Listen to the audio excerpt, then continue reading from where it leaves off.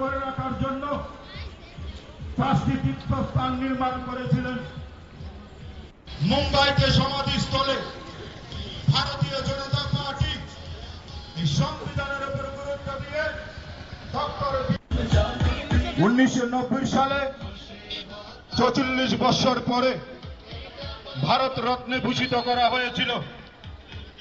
2003 সালে অটল বিহারী বাজপেয়ীর সরকারের সময় 26 কর্মস্থানে লন্ডনে, যেখানে উনি পড়াশোনা করেছিলেন, নাগপুর।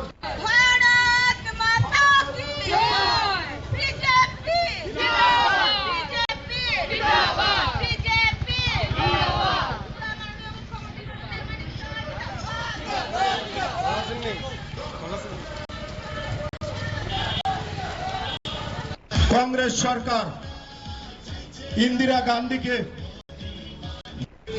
যে অপমান করেছিলেন, সে ডক্টর বি.আর.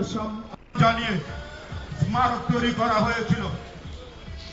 আমাদের ভারতীয় জনতা পার্টির সরকার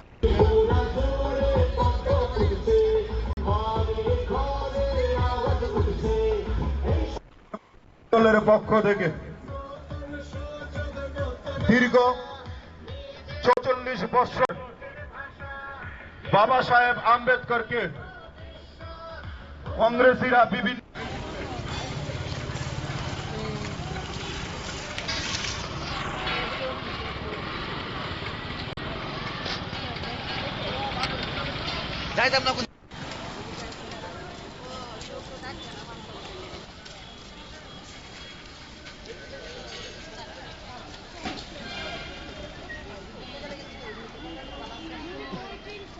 বলেন।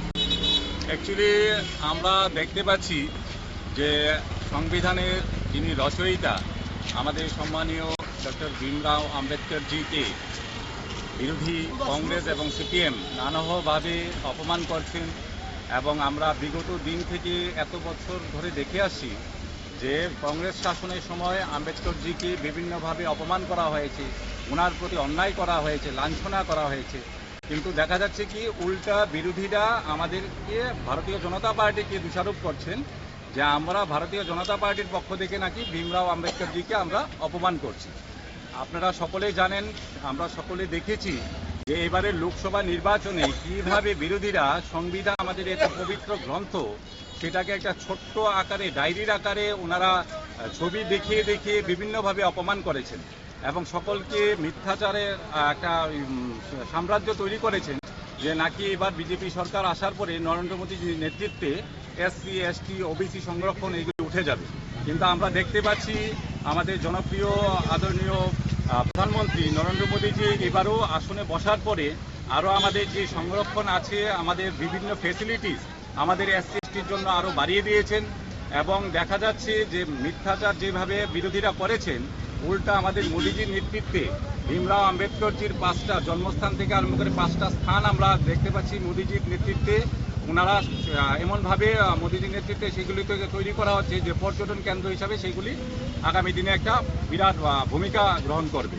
তো সেই কারণে এইভাবে, এবং ভারতরত্ন পর্যন্ত বিরোধীরা তখন কংগ্রেস আমলে কিন্তু ভারতরত্ন কিন্তু আমাদের সংবিধান রচয়িতাকে দেওয়া হয়নি, কিন্তু আমরা দেখতে পেয়েছি রাজীব গান্ধী, ইন্দিরা গান্ধী সকলে ভারতরত্ন আগেই পেয়ে গেছেন। কিন্তু অটল বিহারী বাজপেয়ীজি সচেষ্ট ভূমিকায় তখন দেখা গেছে যে যখন জোট সরকার ছিল তখন ওনার দৌলতে ভারতরত্ন দেওয়া হয়েছে আমাদের সংবিধান রচয়িতাকে। তা আমরা এইভাবে যে মিথ্যাচারের এগেনস্টে আমরা আজকে র্যালি বের করেছি এবং আমাদের সংবিধান গৌরব দিবস আমরা পালন করছি গত 11 তারিখ থেকে 25 তারিখ পর্যন্ত। আজকে তার শেষ দিন এবং বিধানসভায় আমরা র্যালির মাধ্যমে সকলকে আমরা জানিয়ে দিতে চাইছি যে সিপিএম এবং কংগ্রেসের যে মিথ্যাচার সংবিধানকে নিয়ে যে ওনারা নাটক করেন, সেটার এগেনস্টে আজকে আমাদের প্রতিবাদ এবং মাননীয় ভীমরাও আম্বেদকরজিকে ওনারা সম্মান জানিয়ে আমরা সংবিধান গৌরব উদযাপন করছি।